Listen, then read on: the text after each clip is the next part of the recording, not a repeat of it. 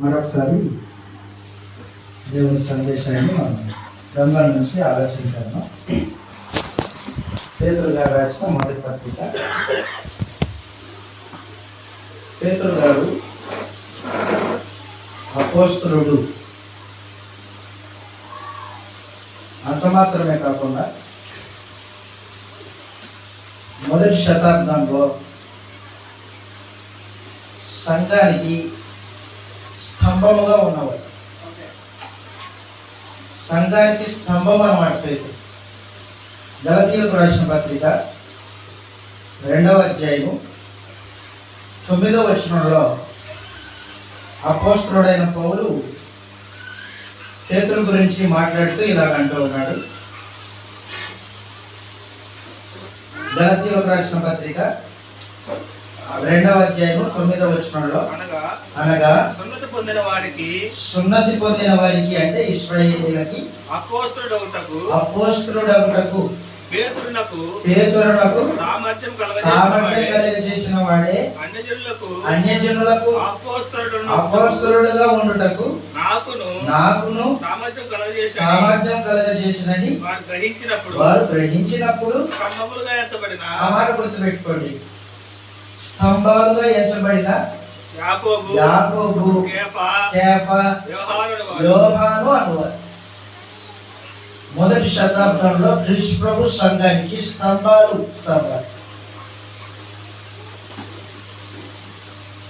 ఆనాటి దినాల్లో సంఘంలో ఏ విధమైన సమస్య వచ్చినా ఆ సమస్యను పరిష్కరించుకోవడానికి సంఘాలలో ఉన్న పెద్దలు యోదయలో ఉన్న అపోస్తలుల యొద్దకు వెళ్ళేవారు. ఒక ఉదాహరణ,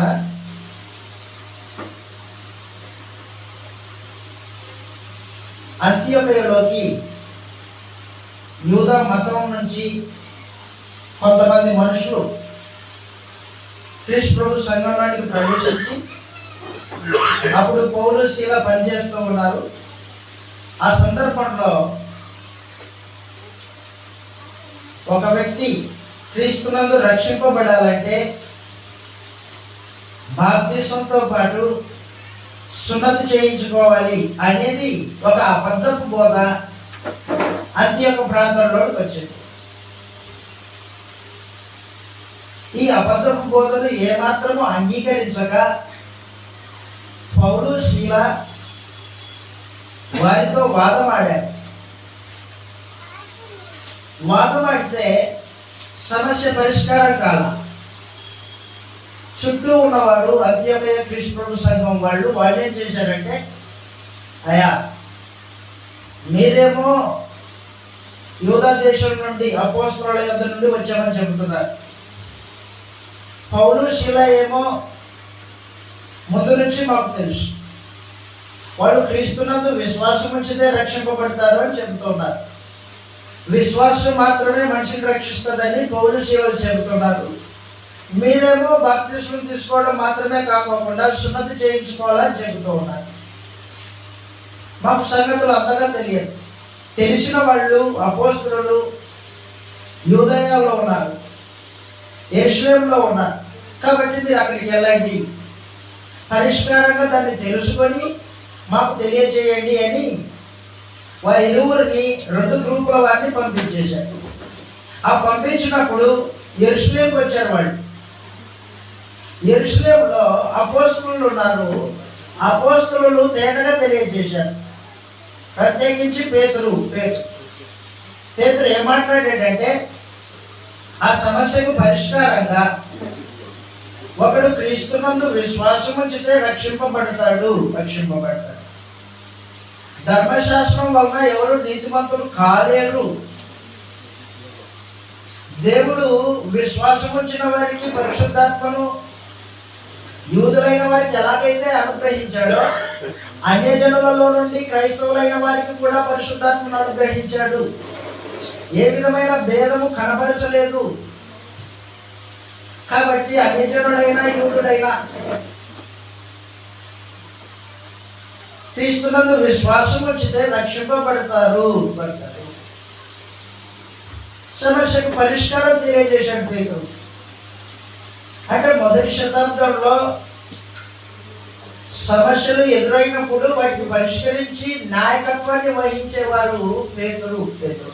నాయకత్వం వహిస్తాడు, ముందుండి నడిపిస్తాడు అన్నమాట. ఆ సమస్యకు పరిష్కారాన్ని తెలియజేస్తాడు.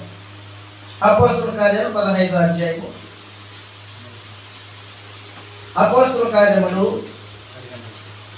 15వ అధ్యాయం 15, ప్రత్యేకించి 19వ వచనంలో,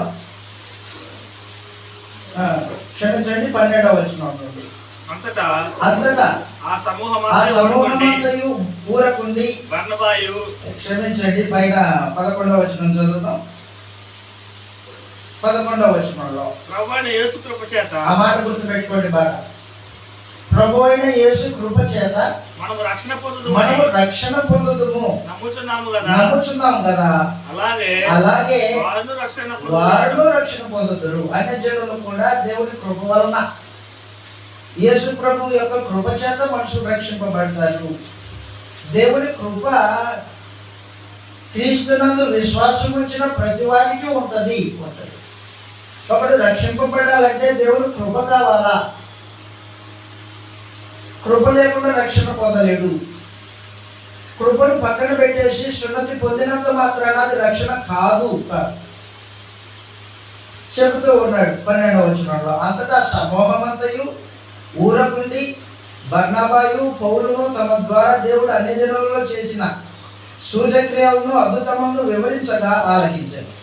వారు చాలించిన తర్వాత యాకోబు ఇట్లా అన్నాడు, సహోదరులారా, నా మాట ఆలకించండి. అన్య జనులలో నుండి దేవుడు తన నామం కొరకు ఒక జనమును ఏర్పరచుకున్నటకు వారిని ఎలాగూ మొదట కటాక్షించనో సుమియోను వివరించి ఉన్నాడు. సుమియోను అంటే పేతురు వివరించి ఉన్నాడు. ఇందుకు ప్రవక్తల వాక్యములు సరిపడి ఉన్నవి.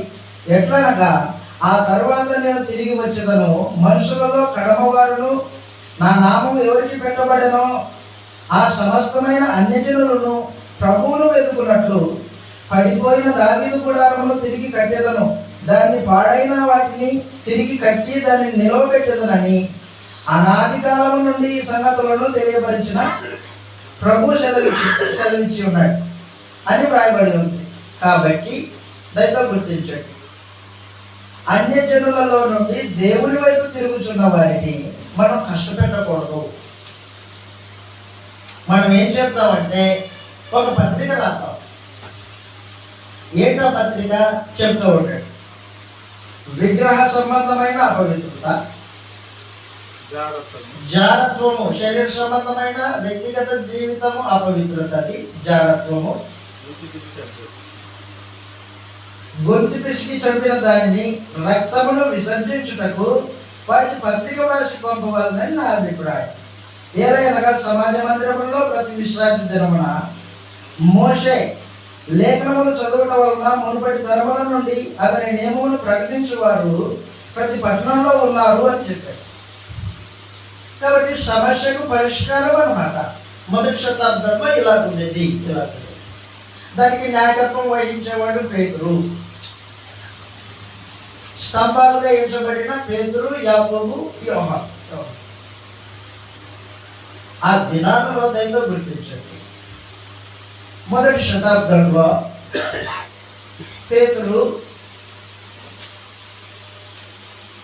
అన్య జనులలోకి చెదిరిపోయిన యూద క్రైస్తవులు ఉన్నారు. యూదుల్లో నుంచి క్రైస్తవులైన వారు ఆయా పరిస్థితులను బట్టి, ఆయా వృత్తులను బట్టి ప్రజలలో చెదిరిపోయారు. ఆ చెదిరిపోయిన వారికి పేతురు ఉత్తరం రాస్తూ ఉన్నాడు. పేతురు గారు రాసిన మొదటి పత్రిక 1వ అధ్యాయం 2వ వచనంలో ప్రత్యేకించి మనం ఇప్పుడు పేతురు ఎవరికి రాశాడు ఉత్తరం అనేది చూస్తూ ఉన్నాం. 1వ అధ్యాయం 2వ వచనంలో ఆత్మ వలని పరిశుద్ధత పొందిన వారై విధేయులగుటకును యేసుక్రీస్తు రక్తము వలన ప్రోక్షింపబడుటకును ఏర్పరచబడిన వారికి అనగా గుర్తుపెట్టుకోండి. పొంతు గలతీయ కప్పదోకియా ఆసియా బితునియా అను దేశముల యందు చెదిరిపోయిన వారిలో చేరిన యాత్రికులకు మొదటి శతాబ్దంలో ఆయా పరిస్థితులను బట్టి వారి వృత్తులను బట్టి వారు ఆయా ప్రదేశాలకి చెదిరిపోయారు. ప్రత్యేకించి 5 దేశాలు: పొంతు, గలతీయ, కప్పదోకియా, ఆసియా, బితునియా. ఈ 5 దేశాలలో చెదిరిపోయారు, క్రైస్తవులు చెదిరిపోయారు. ఆ చెదిరిపోయిన వారికి పేతురు ఉత్తరం రాస్తూ ఉన్నాడు. చెదిరిపోయిన వారు వేరే వేరే ప్రాంతాలకు వెళ్ళిపోయారు, అన్యజనుల మధ్య జీవిస్తూ ఉన్నారు. ఈ ప్రత్యేకించి ఈ 5 దేశాలు రోమా సామ్రాజ్యం కింద, పరిపాలన కింద జీవనం సాగిస్తున్న దేశాలు. వాస్తవానికి రోమా సామ్రాజ్యం కింద 14 పరగణాలు, అంటే 14 గ్రామ సమూహాలు రోమా ప్రభుత్వం కింద, దాని ఏలుబడి కింద ఉండేవి. దాంట్లో ప్రత్యేకించి 5. ఈ 5 దేశాలలో చెదిరిపోయిన క్రైస్తవులకి పేతురు ఉత్తరం రాస్తూ ఉన్నాడు. ఎవరికి రాస్తూ ఉన్నాడు? చెదిరిపోయిన క్రైస్తవులకి. వృత్తిని బట్టి, ఉద్యోగం రీత్యా వేరే ప్రాంతానికి వెళ్ళిపోయి ఉంటారు, పరిస్థితులను బట్టి వేరే ప్రాంతానికి వెళ్ళిపోయారు. వారికి ఉత్తరం రాశాడు అనమాట. ఏమని రాసుకున్నాడు? ఏ ఉద్దేశంతో రాసుకున్నాడు?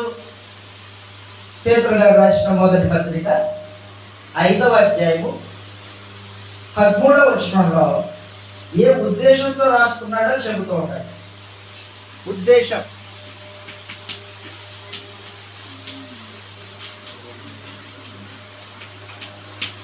మొదటి పేతురు 5వ అధ్యాయము 13వ వచనంలో చదివితే ఇలా రాయబడింది. దయతో గుర్తించండి. 12వ వచనం, క్షమించండి, 12వ వచనంలో మిమ్మల్ని హెచ్చరించుచు ఇదియే దేవుని సత్యమైన కృప అని సాక్ష్యం చెప్పుచు సంక్షేమముగా వ్రాసి నీకు నమ్మకమైన సహోదరుడని నేను ఎంచిన సిల్వాను చేత దీనిని పంపుచున్నాను. ఈ సత్య కృపలో నిలకడగా ఉండుడి. బబులోనులో మీ వలె ఏర్పరచబడిన ఆమెయు నా కుమారుడైన మార్కును మీకు వందనములు చెప్పుచూ ఉన్నారు. ప్రేమ గల ముద్దుతో ఒకరికొకడు వందనములు చేయుడి అని. 12వ వచనంలో మిమ్మును హెచ్చరించుచు అంటే ఈ పత్రిక చెదిరిపోయిన క్రైస్తవుల్ని హెచ్చరించడానికి, దేవుని కృపను పొందుకున్నారు మీరు, ఆ కృపలో నుండి తప్పిపోకండి. దేవుని కృప ఆయన అనుగ్రహించిన వరం అది. అసలు మీరు పొందిన రక్షణ దేవుని కృప వలన కలిగింది. దేవుడు తన కృప వలన క్రీస్తు యేసు పునరుద్ధరణునిగా చేసి ఆయన యందు విశ్వాసముంచుట చేత మిమ్మల్ని మరలా జన్మింపచేసి మీ కొరకు స్వాస్థ్యాన్ని ఏర్పరిచాడు. పైన పరలోకంలో మీ కొరకు స్వాస్థ్యం ఉంది, దేవుడు భద్రపరిచాడు. మీ కొరకు దేవుడు తన ఆస్తిలో వాటాన్ని దాచిపెట్టాడు మీకోసం. దేవుడి కృప నుండి మీరు తొలగిపోకండి అని హెచ్చరించడానికి పేతురు పత్రిక రాస్తూ ఉన్నాడు. రెండవది అక్కడే మాట్లాడుతూ ఇదియే దేవుని సత్యమైన కృప అన్నాడు. అంటే ఈ పత్రిక అంతటిలో పేతురు ఏం చర్చిస్తున్నాడంటే చర్చనీయాంశం.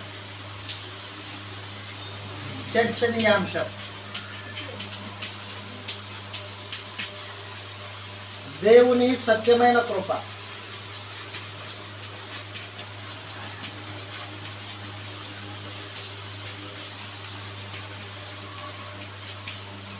దేవుని సత్యమైన కృపను చర్చించుతూ వస్తూ ఉన్నాడు పేతురు గారు. మరలా చెప్తాను, జ్ఞాపకం ఉంచుకోండి. ఈ పత్రిక రచయిత అపోస్తలుడైన పేతురు. ఈ పత్రిక ఎవరికి రాస్తున్నాడు? చెదిరిపోయిన క్రైస్తవులకి. వారిని హెచ్చరిస్తూ దేవుని కృప నుండి తప్పిపోకండి అని తెలియజేస్తూ, దేవుని కృప మీకు తోడుగా ఉండాలా, దేవుని సమాధానము మీకు తోడుగా ఉండాలా, ఎట్టి శ్రమ వచ్చినా ఎట్టి ఇబ్బంది వచ్చినా దేవుని కృపలో నుండి తప్పిపోకండి అని హెచ్చరించుతూ ఈ పత్రిక రాశాడు. కాబట్టి మనం ఈ పత్రిక చదవడానికంటే ముందు ఆ పత్రిక యొక్క ఉద్దేశము మనం తేటగా గ్రహించాలి. ఉద్దేశము, చర్చనీయాంశం రెండు తెలిసాయనుకో, పత్రిక చదివితే ఈజీగా అర్థమవుతుంది. ఇప్పుడు చదువుతాం, ఒకసారి దయతో గుర్తించండి. ఈ పేతురు గారు రాసిన ఈ పత్రికను మనం చదవడానికంటే ముందుగా ఆ కాలం యొక్క పరిస్థితులు మనకు తెలియాలి. ఆనాటి పరిస్థితులు ఎలాగుండేవంటే, క్రైస్తవుడు అని చెప్పుకోవడానికి ధైర్యం తక్కువ, ధైర్యం చాలా వస్తుంది. ఏమి క్రైస్తవుడు అని చెబితే తీసుకెళ్ళి కొడతారు, క్రైస్తవుడు అని చెబితే హింసపాలు చేస్తారు. ఆనాటి దినాల్లో సిగ్గుపడేవాడు. అరే క్రైస్తవుడు అంటే సిగ్గుపడు. అందుకని పేతురు ఏమంటున్నాడంటే, ప్రత్యేకించి పేతురు గారు రాసిన మొదటి పత్రిక 4వ అధ్యాయము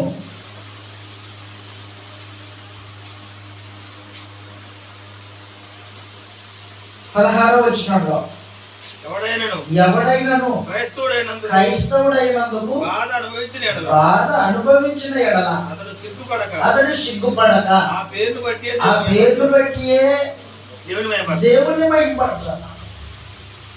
ఆ పేరు చెబితే గొడవ అవుతుంది, ఆ పేరు చెబితే కొడుతున్నారు.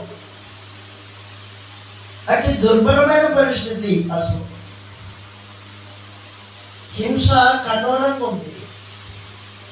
క్రైస్తవుడు అని చెబితే కొడతారు. అటు పరిస్థితుల్లో వారు క్రైస్తవుడని చెప్పుకోకుండా నోరు మూసుకున్నాడు అనుకో, రేపొద్దున యేసు ప్రభు ప్రత్యక్షమైనప్పుడు మనుషుల ఎదుట నన్ను ఎందుకు ఒప్పుకోలేదు అని అడుగుతాడు. ఒప్పుకుంటే శరీర సంబంధమైన శ్రమలు వస్తున్నాయి, హింసలు వస్తున్నాయి. ఇటు స్థితిలో క్రైస్తవులు ఉంటే వారిని ఆదరించడానికి మీరేం సిగ్గుపడకండి, ధైర్యంగా ఒప్పుకోండి. అటు శ్రమలలో దేవుడు కృప మీద తోడుగా ఉంటుంది. ప్రాణం పోయినా పర్వాలేదు, క్రీస్తు ప్రత్యక్షమైనప్పుడు మీరు ఆయన సన్నిధిలో ప్రశంసలు పొందుతారు, మహిమపరచబడతారు మీరు అని క్రైస్తవుల్ని ఆదరిస్తూ, వారి ఇబ్బందులు ఉన్నప్పటికీ వారిని ఆదరిస్తూ రాస్తున్న పత్రిక అన్నమాట ఇది. కేవలం క్రైస్తవుడు అన్నందుకే హింస, వేరే దానికి కాదు. క్రైస్తవుడు అంటే దెబ్బలు పడతాయి. అయితే మనుషుల ఎదుట యేసు ప్రభువును ఒప్పుకోక తప్పదు. ఎందుకంటే ఆయన ఆత్మ సంబంధమైన రాజు. ఆయన అంగీకరిస్తేనే సిగ్గుపడకూడదు. రెండవది దయతో గుర్తించండి, అలాంటి క్రైస్తవులు విగ్రహారాధికుల మధ్యలో ఉన్నారు. విగ్రహారాధికులు వారి విగ్రహాలకు సంబంధించిన దేవతలకు పూజలు చేస్తారు. అవి అశ్లీల సంబంధమైన పూజలు చేస్తారు. ఆ పూజల్లో క్రైస్తవులైన వారు పాల్పంపులు పొందారు. ఆ విగ్రహాల మధ్య జరుగుతున్న జాతరలకి క్రైస్తవులు పోరు కాబట్టి చుట్టూ విగ్రహారాధికులు ఏం చేస్తారంటే, ఏదైనా ఒక భూకంపం జరిగింది అనుకో, ప్రకృతి వైపరీత్యం ఏదైనా జరిగితే, అదిగో ఆ క్రైస్తవులు మా దేవతను పూజించలేదు, అందుకే దేవుడు కోపపడ్డాడు, భూకంపం నడిపించాడు, అందుకోసమే ఈ కరువు వచ్చింది, క్రైస్తవులు పట్టుకొని రండి. నేరము ఎటు తిరిగి వారి మీదకి వస్తుంది. ఎందుకు? వారితో పాటు కలిసి వీళ్ళు నడవరు.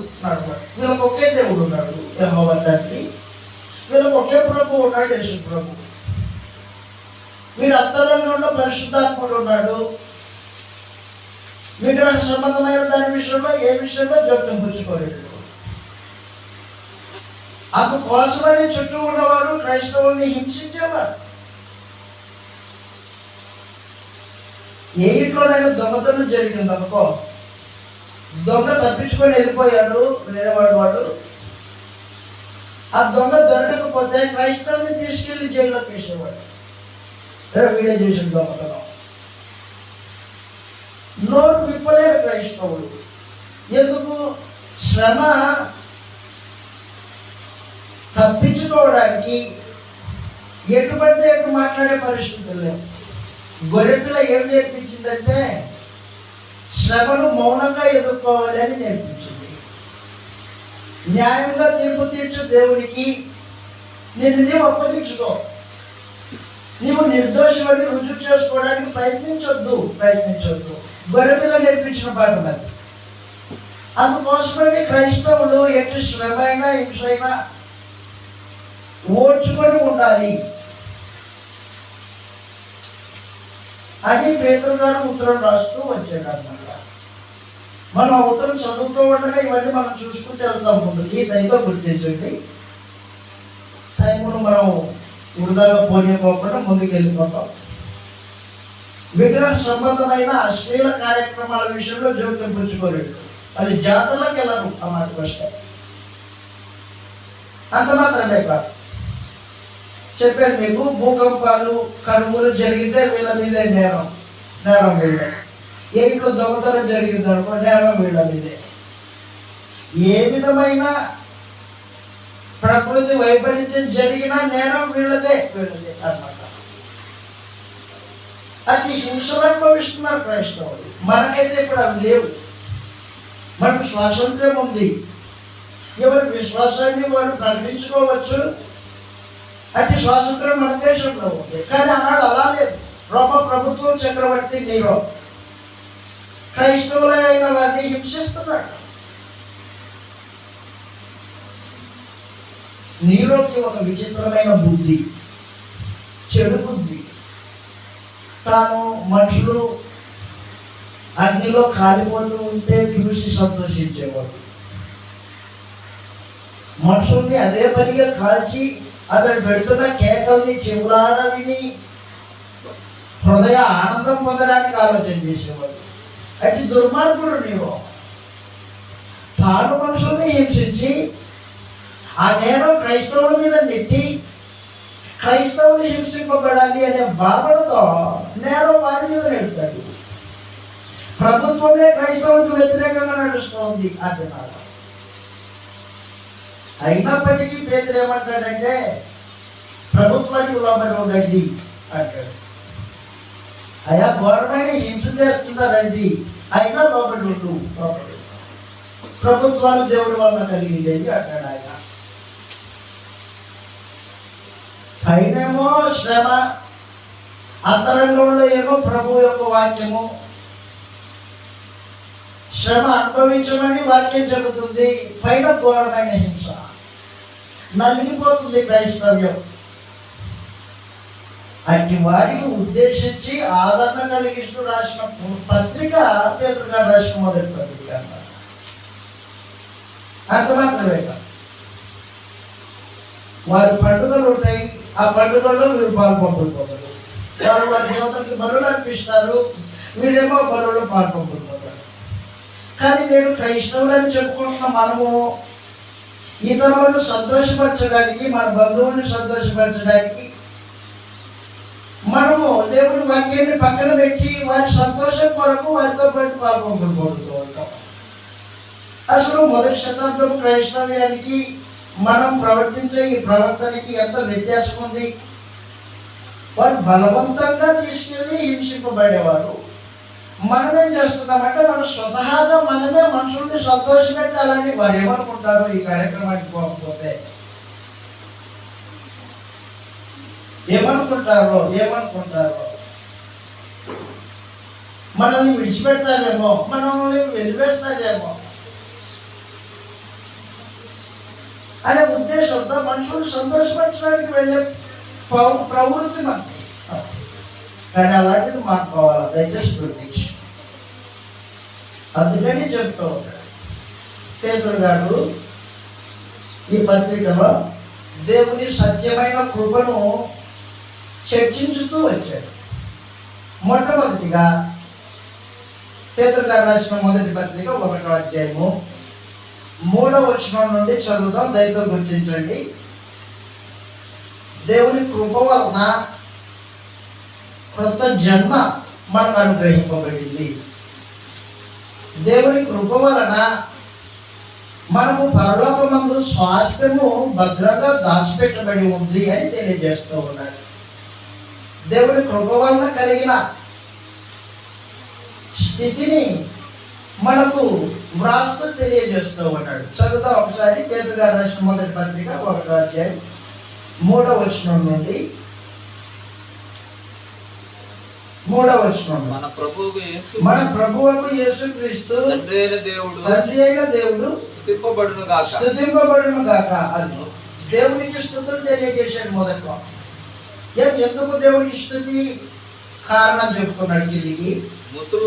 మృతులలో నుండి యేసుక్రీస్తును తిరిగి లేచుట వలన జీవముతో కూడిన నిరీక్షణ మనకు కలుగునట్లు అనగా అక్షయమైనది నిర్మలమైనది వాడబారని స్వాస్థ్యము మనకు కలుగునట్లు ఆయన తన విశేష కనికరం చొప్పున మనల్ని మరలా జన్మింపజేసెను. దయతో మాట గుర్తుపెట్టుకోండి. క్రీస్తు యేసునందు మనకు దేవుడు జీవముతో కూడిన నిరీక్షణను ఏర్పాటు చేశాడు. ఏంటా నిరీక్షణ? యేసు ప్రభువును మృతులలో నుండి ఎలాగైతే లేపి పరలోకంలో కూర్చుండబెట్టి మహిమనిచ్చాడో అదే మహిమను మనకును అనుగ్రహించడానికి దేవుడు మనల్ని పిలిచాడు. తెస్సలోనికీయులకు రాసిన మొదటి పత్రిక, క్షమించండి 2వ పత్రిక. తెస్సలోనికీయులకు రాసిన 2వ పత్రిక 2వ అధ్యాయము 13వ వచనంలో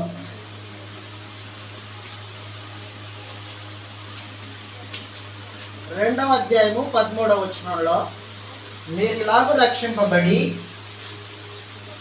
మన ప్రభువైన యేసుక్రీస్తు యొక్క మహిమను పొందవలనని ఆయన మా సువార్త వలన మిమ్మల్ని పిలిచెను. దేవుడు సువార్త వలన మనుషుల్ని పిలుస్తూ ఉన్నాడు. ఎందుకు పిలుస్తున్నాడు? యేసుక్రీస్తు వారి వలన రక్షింపబడి ఆయన పొందిన మహిమను మనము పొందాలని. పరలోకంలో యేసు ప్రభువు దేవుని కుడి పార్శ్వమున ఆసీనుడై ఉన్నాడు.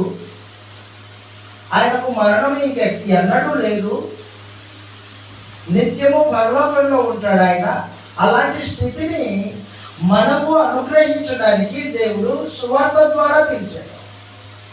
సువార్త యొక్క ఉద్దేశం అన్నమాట. క్రీస్తు యేసు లాంటి మహిమను మనము పొందాలా. యోహాను సువార్త 14వ అధ్యాయం, క్షమించండి 17వ అధ్యాయం. యోహాను సువార్త 17వ అధ్యాయం 17:1-7 17వ అధ్యాయము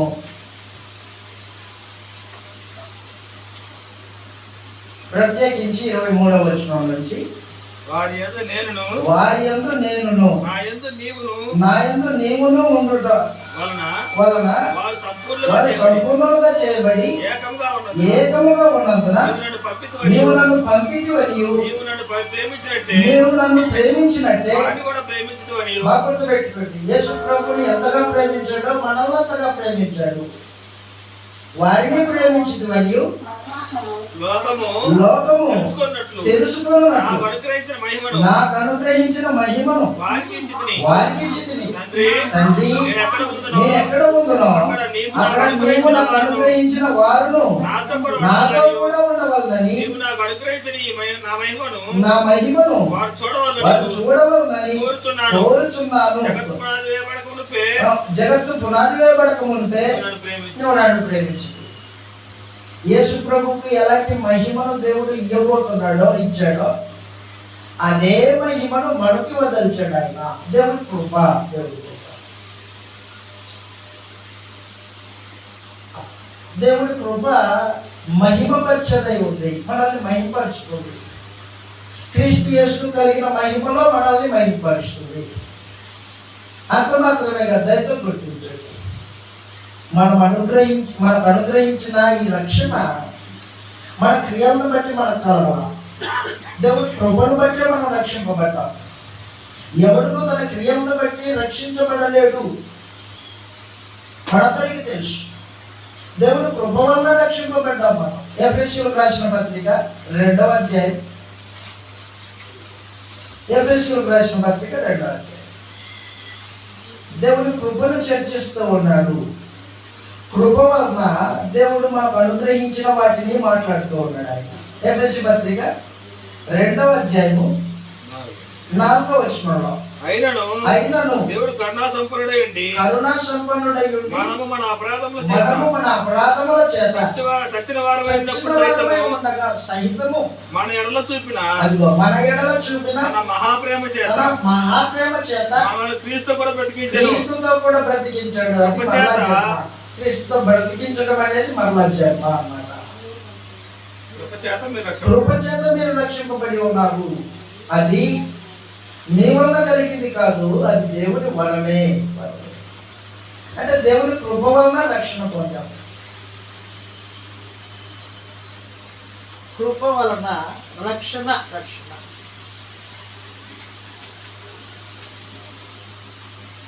దేవుని కృప వలన రక్షింపబడ్డాం. ఎవరిలో తన క్రియలను బట్టి రక్షింపబడ్డాడు. దైవం గుర్తించాడు. తీతుకు పౌలు ఉత్తరం రాస్తూ ఇలాగంటూ ఉన్నాడు. తీతుకు రాసిన పత్రిక 3వ అధ్యాయము 5వ వచనంలో మనము నీతిని అనుసరించి చేసిన క్రియల మూలముగా కాక తన కనికరము చొప్పుననే పునర్జన్మ సంబంధమైన స్నానము ద్వారాను, అంటే బాప్తిస్మం ద్వారాను, పరిశుద్ధాత్మ మనకు నూతన స్వభావం కలుగజేయడం ద్వారాను మనల్ని రక్షించను. దేవుడి కృప వలన మనము రక్షణలోకి ప్రవేశించాం. మనందరికీ తెలుసు రక్షణ 3 భాగాలు. రక్షణ 3 భాగాలు. ఒకటి, నువ్వు ఎప్పుడైతే క్రీస్తు యేసును నీ హృదయంలో రాజుగా ప్రతిష్ఠ చేసుకొని ఆయన నా ఏలికండి, ఆయన దేవుని కుమారుడైన క్రీస్తు అండి అని నువ్వు ఎప్పుడైతే నీ విశ్వాసాన్ని ఒప్పుకున్నావో, బాప్తిస్మం పొందావో, అప్పుడు నీవు రక్షణలోకి ప్రవేశించావు. ఈ రక్షణను నీవు క్రీస్తు ప్రభు సంఘంలో ఉండి కొనసాగించుకోవాలా. బాప్తిస్మం వలన వచ్చిన రక్షణ, ఆ రక్షణలో క్రీస్తు ప్రభు సంఘంలో నువ్వు కొనసాగాల. 3వది, యేసు ప్రభు ప్రత్యక్షమైనప్పుడు సంపూర్ణంగా మనం రక్షింపబడతాము అన్నమాట. సంపూర్ణ రక్షణ. అప్పుడు రక్షణ 3 భాగం. పౌలు ఇప్పుడు మాట్లాడుతున్నాడు. ఏమంటున్నాడంటే, కడవరి కాలమందు ప్రత్యక్షపరచబడు ఆ రక్షణ అది మీరు పొందేటట్టు మీ విశ్వాసాన్ని మీరు జాగ్రత్తగా కాపాడుకోవాలా. విశ్వాసము బంగారం లాంటిది. బంగారము అగ్నిలో వేస్తే దాని పరిశుద్ధత, దాని పవిత్రత ఎలాగో తెలుపబడుతుంటుందో, ఎలాగో మెరిసిపోతూ ఉంటుందో, అలాగే మీ విశ్వాసము అన్ని పరీక్షల వలన, శ్రమల వలన శుద్ధి చేయబడి దేవుని సముద్రంలో మహిమ పొందడానికి కారణమై ఉంటుంది అని పేతురు గారు మాట్లాడుతూ ఉన్నారు. చదివితే పేతురు గారు రాసిన మొదటి పత్రిక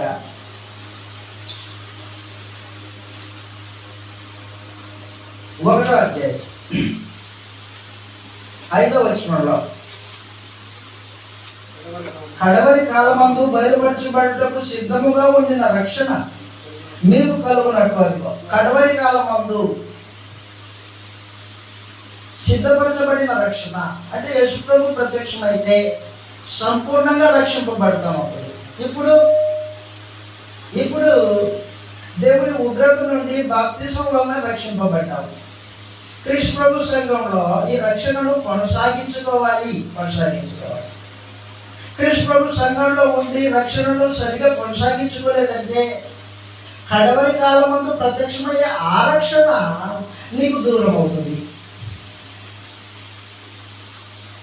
కాబట్టి దేవుని కృప వలన ఆ కడవరి కాలమందు ప్రత్యక్షమయ్యే ఆ రక్షణ నిమిత్తము మీరు దేవుని మీద ఆధారపడాలి. దేవుని మీద ఆధారపడాలి చెప్తున్నాడు కిందికి. కడవరి కాలమందు ప్రత్యక్షపరచబడటకు సిద్ధముగా ఉన్న రక్షణ మీకు కలుగునట్లు విశ్వాసం ద్వారా దేవుని శక్తి చేత కాపాడబడు మీ కొరకు ఆ స్వాస్థ్యము పరలోకమందు భద్రపరచబడింది. 3వ వచనం నుండి 12వ వచనం వరకు దేవుని కృప చేత రక్షింపబడిన మీరు మీ కొరకు పరలోకంలో స్వాస్థ్యం ఉంది. ఆయన భద్రపరిచాడు. దాని కొరకు మీ విశ్వాసాన్ని కొనసాగించండి. మీరు పొందుతున్న శ్రమలు ఉన్నాయే, ప్రస్తుతం కాలమే మీకు శ్రమ కొంతవరకే. ఈ శ్రమలు యేసు ప్రభు ప్రత్యక్షమైనప్పుడు ఆయన ఎదుట నీవు ప్రశంసింపబడడానికి కారణమై ఉంటాయి. శ్రమలు దేవుని ఎదుట, యేసు ప్రభు ఎదుట మనల్ని గొప్ప చేస్తాయి. అదే మాట్లాడుతున్నాడు ఆయన 6వ వచనంలో, ఇందువలన మీరు మిక్కిలి ఆనందించుతున్నారు కానీ అవసరాన్ని బట్టి నానా విధములైన శోధనల చేత ప్రస్తుతంలో కొంతకాలము మీకు దుఃఖం కలుగుతుంది. అయితే ఈ దుఃఖము కొంతకాలమే ఉంటుంది చెప్తున్నాడు. ఇప్పుడు నశించిపోయే సువర్ణాన్ని ఉదాహరణ తీసుకున్నాడు. అగ్ని పరీక్ష వలన సువర్ణం ఎలాగైతే పరీక్షింపబడతాదో ఆ రీతిగానే దానికంటే అమూల్యమైన వెలకట్టలేని నీ విశ్వాసము నీ సోదరుల చేత పరీక్షకు నిలిచినదే. యేసు ప్రభు ప్రత్యక్షమైనప్పుడు మీకు మెప్పు, ఘనతయు మహిమయు ఘనతయు. మెప్పు మొదటి, మహిమ రెండవది, ఘనత 3 ఘనత. యేసు ప్రభు ప్రత్యక్షమైనప్పుడు మీరు అనుభవించిన ఈ శ్రమల వలన, శోధనల వలన మీకు మెప్పు కలుగుతుంది. ప్రభు మెచ్చుకొని వాడే గొప్పవాడు, ధన్యుడు. మహిమ వస్తుంది మీకు. అంత మాత్రమే కాదు, ఘనత పొందుతారు. దయచేసి గుర్తించండి, శ్రమలు ఘనతకు కారణాలు. నీవు గొప్పగా కృష్ణ ప్రభు నందు పొగడబడాలంటే, ప్రశంసింపబడాలంటే భూమి మీద శ్రమపడాలి. శ్రమలు ఆత్మ సంబంధమైన పరీక్షలు. ఆ పరీక్షలకు నువ్వు లొంగిపోవద్దు, కుంగిపోవద్దు, నిలిచి ఉండు, నిల్చుడు అని క్రైస్తవులైన వారిని, శ్రమలో ఉన్న వారిని ఆదరిస్తూ ఈ పత్రిక రాస్తున్నాడు. మీరు ఇలాగ శ్రమపడి మహిమ పొందాలని పూర్వము ప్రవక్తలు ముందుగానే రాశారు. మీ నిమిత్తం రాశారు.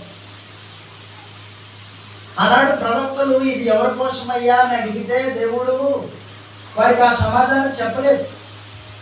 ఇది నీకు సంబంధించింది కాదులే, అంత్య దినాల్లో రాబోయే వాళ్ళు ఉన్నారు, కృష్ణ ప్రభు శరీరం అనే సంఘం, వారికి ఇది. వారు శ్రమలు అనుభవిస్తారు. ఆ శ్రమల్లో దుఃఖపడినప్పుడు వారి ప్రభు ప్రత్యక్షమైనప్పుడు వారు మహిమ పొందుతారు. వారి నిమిత్తం అది. అంటే క్రైస్తవుల యొక్క ఔన్నత్య స్థితి మాట్లాడాడు 10వ వచనంలో. చదువు ఇలా రాయబడింది, నీవు కలుగు ఆ కృపను గురించి ప్రవచించిన ప్రవక్తలు ఈ రక్షణ గురించి పరిశీలించుచు తమ యందు క్రీస్తు ఆత్మ క్రీస్తు విషయమైన శ్రమలను గురించి వాటి తరువాత శ్రమల గురించి వాటి తర్వాత కలగబోయే మహిమను గురించి ముందుగా సాక్ష్యం ఇచ్చినప్పుడు ఆ ఆత్మ ఏ కాలమును సూచించవచ్చునో దాన్ని విచారించి పరిశోధించారు ప్రవక్తలు. పరలోకం నుండి పంపబడిన పరిశుద్ధాత్మ వలన మీకు సువార్త ప్రకటించిన వారి ద్వారా అపోస్తలుల సువార్త సందేశం ద్వారా మీకు ఇప్పుడు తెలవబడిన ఈ సంగతుల విషయమై తమ కొరకు కాదు గాని మన కోసం సేవ చేశారు. సంగతి వారికి మన నిమిత్తం పరిచయం చేశారు ప్రవక్తలు. అంత్య దినములలో ఒక జనాంగం కృష్ణ ప్రభువు నందు వస్తారు. వారు శ్రమలు అనుభవిస్తారు. ఆ శ్రమల యందు ఓపిక కలిగి సహించిన వారై క్రీస్తు ప్రభు ప్రత్యక్షమైనప్పుడు మహిమ పొందుతారు. వాళ్ళు వాళ్ళ నిమిత్తమే, ఇది నీకోసం కాదులే అన్నాడు ఆయన. కాబట్టి దైవం గుర్తించండి, క్రైస్తవులమైన మన నిమిత్తము ఎంత ఔన్నత్య స్థితిని దేవుడు దాచిపెట్టాడో. మనమేం చేస్తాము, ఈ స్థితిని గమనించాం.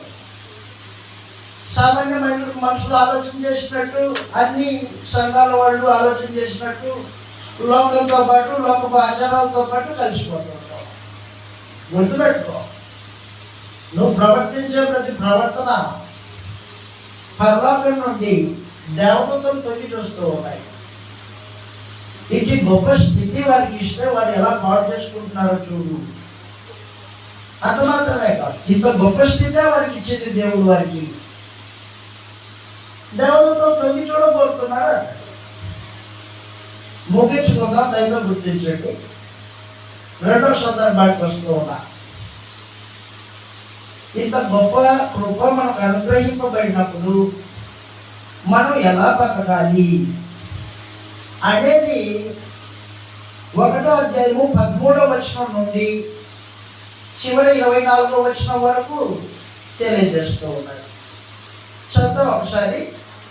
కాబట్టి మీరు ఏం చేస్తున్నారంటే, మొట్టమొదటిగా మీ మనస్సు అనే నడుమును కట్టుకోండి. నిబ్బరమైన బుద్ధి గలవారై యేసుక్రీస్తు ప్రత్యక్షమైనప్పుడు మీకు తేబడు కృప విషయమై సంపూర్ణ నిరీక్షణ కలిగి ఉండండి. సంపూర్ణమైన నిరీక్షణ దయతో గుర్తించండి. నిబ్బరమైన బుద్ధి. మీ బుద్ధికి ధైర్యం కావాలా? మీ బుద్ధి స్థిరంగా నిలిచి ఉండాలి. మీ మనస్సు అటు ఇటు పోకూడదు. దాన్ని కట్టేయాలా? పనిచేసేవాడు నడుముకు టవల్ కట్టుకున్నట్టుగా గట్టిగా మీరు మనస్సును కట్టుకోండి చెబుతూ ఉండాలి. కాబట్టి మనస్సును నడుము పెట్టుకొని నిబ్బరమైన బుద్ధి గలవారై యేసుక్రీస్తు ప్రత్యక్షమైనప్పుడు మీకు తేబడు కృప విషయమై సంపూర్ణ నిరీక్షణ కలిగి ఉండండి. అంత మాత్రమే కాదు, 14వ వచనంలో దయతో గుర్తించండి, నేను పరిశుద్ధుని కనుక మీరును పరిశుద్ధులై ఉండండి. దేవుడు పరిశుద్ధుడు, కృష్ణ ప్రభు పరిశుద్ధుడు. ఆయన రక్తం చేత కడగబడిన సంఘము పరిశుద్ధమైన జనం. నేను పరిశుద్ధుడిని కనుక మీరును పరిశుద్ధులై ఉండుడి అని ప్రభు సెలవిస్తూ ఉన్నాడు. పరిశుద్ధతను కాపాడుకోవాల్సిన అవసరం ఉంది. పరిశుద్ధతను పోగొట్టుకునే ప్రమాదం ఉంది మీకు. ఎలా పోగొట్టుకుంటారు? పితృ పారంపర్య ఆచారాలు చేస్తే మీ పరిశుద్ధతను కోల్పోతారు. అంత మాత్రమే కాదు, మీ సహోదరులని మీరు ద్వేషిస్తే, ప్రేమించుకోకుండా మీరు పరిశుద్ధతను కోల్పోతారు. క్రీస్తు శిలువ మరణం యొక్క ఉద్దేశము మీరు సరిగా గ్రహించకపోతే మీ పరిశుద్ధతను కోల్పోతారు. అని పరిశుద్ధత గురించి ప్రత్యేకించి 2వ అధ్యాయము 1వ అధ్యాయం 13వ వచనం నుండి 24వ వచనం వరకు మాట్లాడుతూ ఉన్నాడు. మాట్లాడితే ఏమంటున్నాడంటే, మొట్టమొదటిగా దయతో గుర్తించండి, నేను పరిశుద్ధుని కనుక మీరు పరిశుద్ధులుగా ఉండండి. అసలు మనం కృష్ణుడి దగ్గరికి వచ్చిందే పరిశుద్ధతను కలిగి నడుచుకోవడానికి వచ్చాం. మనం కొరింథీయులకు రాసిన మొదటి పత్రిక 1వ అధ్యాయం మొదటి 2 వచనాల్లో, 1 కొరింథీ 1వ అధ్యాయము 2, 3 వచనాల్లో ఇలా రాస్తూ ఉన్నాడు. ఏమంటున్నాడంటే, కొరింథీలో ఉన్న దేవుని సంఘమునకు అనగా క్రీస్తు యేసునకు కలిగిన క్రీస్తు యేసునందు పరిశుద్ధపరచబడిన వారై పరిశుద్ధులుగా ఉండటకు పిలువబడిన వారు వారికి మనకు ప్రభువుగా ఉన్న మన ప్రభు అయిన యేసుక్రీస్తునకు ప్రతి స్థలములో ప్రార్థించు వారందరికీ శుభమని చెప్పి వ్రాయబడింది. క్రీస్తు యేసునందు పరిశుద్ధపరచబడి పరిశుద్ధులుగా ఉండటకు పిలువబడిన వారు. దయతో గుర్తించండి, ఈ పరిశుద్ధాత్మ వలన దేవుడు మనకు అనుగ్రహించాడు. ఆత్మ వలన పరిశుద్ధులుగా చేశాడు మనల్ని. మనం ఎప్పుడైతే బాప్తిస్మం పొందామో అప్పుడు పరిశుద్ధాత్ముడు మనకు అనుగ్రహింపబడి లోకానికి వేరుగా బ్రతకడానికి మనకు నూతన స్వభావాన్ని కలుగజేస్తూ ఉంటాడు. నూతన స్వభావము పరిశుద్ధాత్మ వలన కలిగేది. కాబట్టి నువ్వు ఆత్మ కలిగిన వాడై పరిశుద్ధతను కాపాడుకుంటూ ఉండాలి. తగ్గిన చీకటి కలిగిన ప్రజలతో కలిసి జోడి వేసుకోకూడదు. వారు చీకటిలో ఉన్నవారు, కానీ మనం చీకటిలో నుండి వెలుగులోకి దేవుని స్వార్థ వలన పిలువబడినవారు వేరుగా బతకాలా అన్నమాట. ఈ పరిశుద్ధతను కాపాడుకోవాలంటే దేవుని సంకల్పాన్ని నెరవేర్చాలి. ఒకప్పుడు పేతురు దేవుని సంకల్పాన్ని అడ్డగించిన వాడని చెప్పండి. ఇప్పుడు అదే దేవుని సంకల్పాన్ని, క్రీస్తు యొక్క బలి యొక్క ప్రాముఖ్యతను మాట్లాడుతున్నాడు 18వ వచనంలో. పితృ పారంపర్యమైన నీ వ్యర్థ ప్రవర్తనను విడిచిపెట్టినట్లుగా వెండి బంగారముల వంటి క్షయవస్తువుల చేత మీరు విమోచింపబడలేదు, కానీ అమూల్యమైన రక్తము చేత అనగా నిర్దోషమును నిష్కలంకమును గొడెపిల్ల వంటి క్రీస్తు రక్తం చేత మీరు విమోచింపబడితే మీరు ఎరుగుతారు కదా. ఆయన జగత్తు పునాది వేయబడక మునిపే నియమింపబడ్డాడు. ఒకప్పుడు ఈ సంకల్పం తెలియదు పేతురు, కానీ ఇప్పుడు తేటగా తన అనుభవంలో తెలుసుకున్నవాడే మన విమోచన ఎంత గొప్పదో, ఎంత విలువైన రక్తం చేత, వెలకట్టలేని రక్తం చేత విమోచింపబడ్డామో దానిని మనం జ్ఞాపకం చేస్తున్నాడు అనమాట. అలాంటి 1వ శతాబ్దపు క్రైస్తవులకి జ్ఞాపకం చేస్తున్నాడు. కాబట్టి పితృ పారంపర్య ఆచారాల జోలికి మీరు పోకూడదు. వాటి విషయంలో ప్రత్యేకంగా ఉండాలా. యేసు ప్రభు రక్తం చేత విమోచింపబడ్డారు. మీరు విగ్రహాల చేత కాదు, వెండి బంగారాల చేత మీరు విమోచింపబడలేదు. యేసు ప్రభు రక్తం చేత విమోచింపబడ్డారు. ఆయన రక్తం వలన విమోచన కలిగింది. పితృ పారంపర్య ఆచారాల విషయంలో క్రీస్తు ప్రభు నిన్ను విడిపించాడు.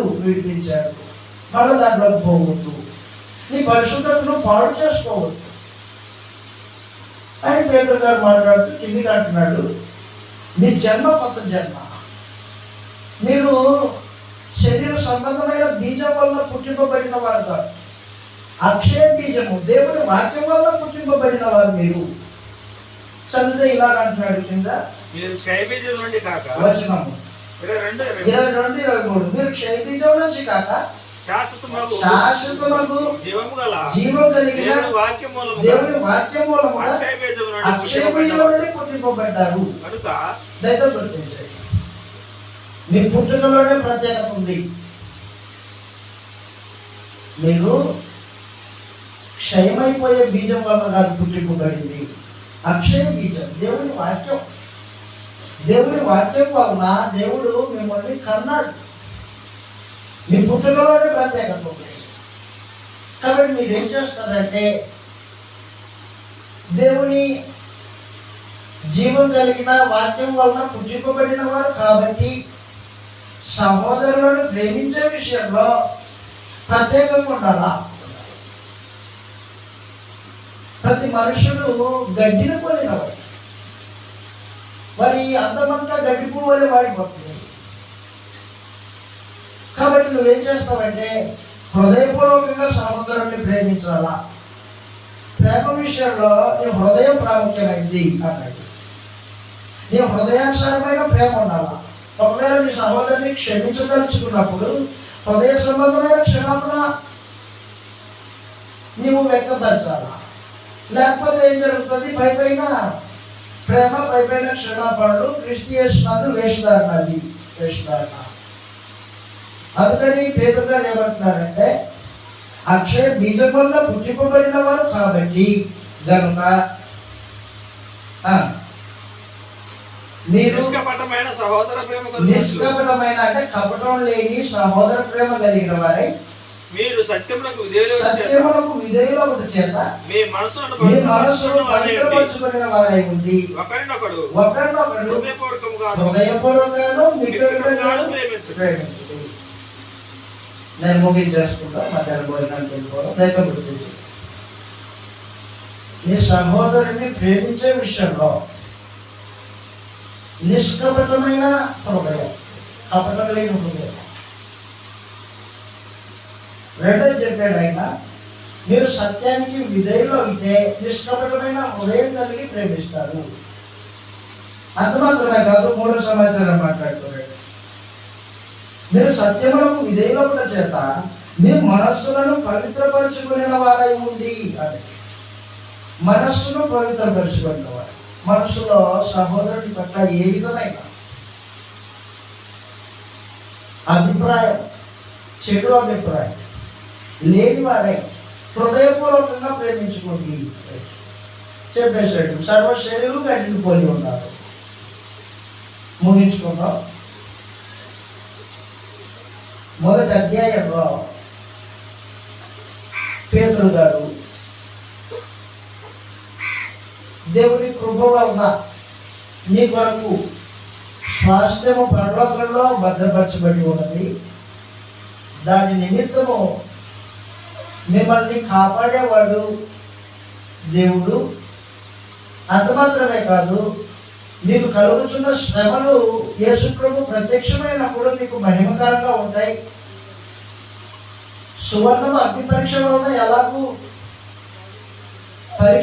పరీక్షింపబడుతుందో అలాగూ మీరు శ్రమల వలన మీ విశ్వాసం పరీక్షింపబడుతుంది.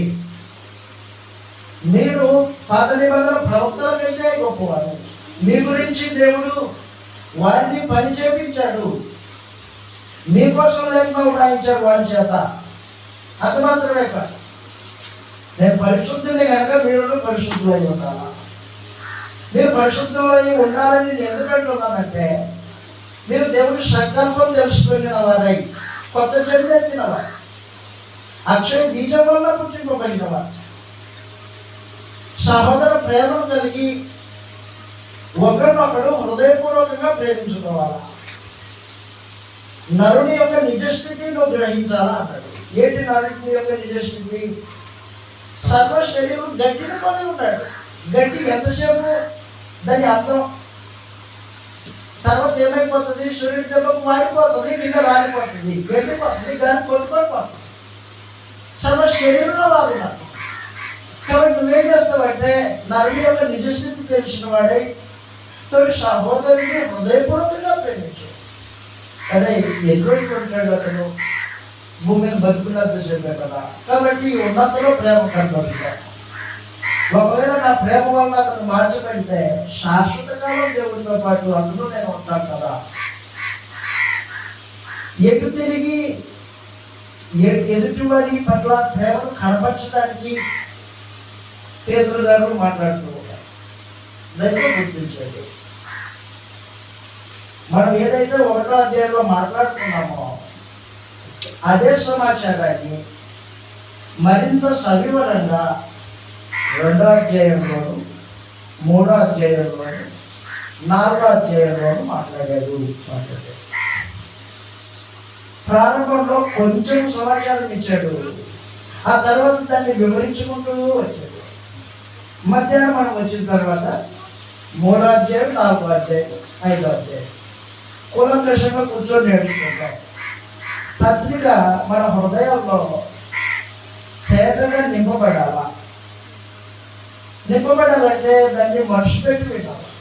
ఏ ఉద్దేశంతో రాయబడిందో, దేన్ని చర్చిస్తుందో ఆ పత్రిక, అది మనం తేటగా తెలుసుకోవాలా. లేకపోతే ఏమైపోతుందంటే ఏదో న్యూస్ పేపర్ చదివినట్టు పత్రిక చదివేసి వెళ్ళిపోతాం. దానివల్ల మనకి ఏం ప్రయోజనం ఉండదు.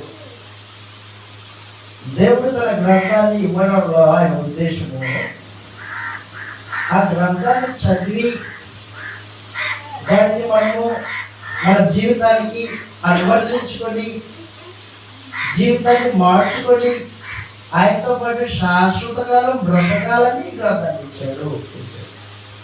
ఆయన ఉద్దేశం అన్నమాట. కాబట్టి దాని కొరకు మీరు ఆలోచన చేయవాలి. కానీ మళ్ళా వచ్చినప్పుడు మనము 2వ అధ్యాయం, 3వ అధ్యాయం, 4వ అధ్యాయం, చివరి 5వ అధ్యాయం తొందరగానే అవి అయిపోతాయి.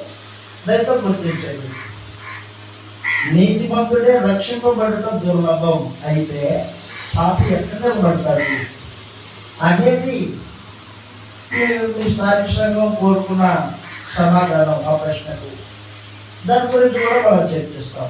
దయతో గుర్తించండి, అది 4వ అధ్యాయంలో వస్తుంది ఆ ప్రశ్న. అందుకని నేను మొదటిగా ఈ 3 అధ్యాయాలు చెప్తున్నాను.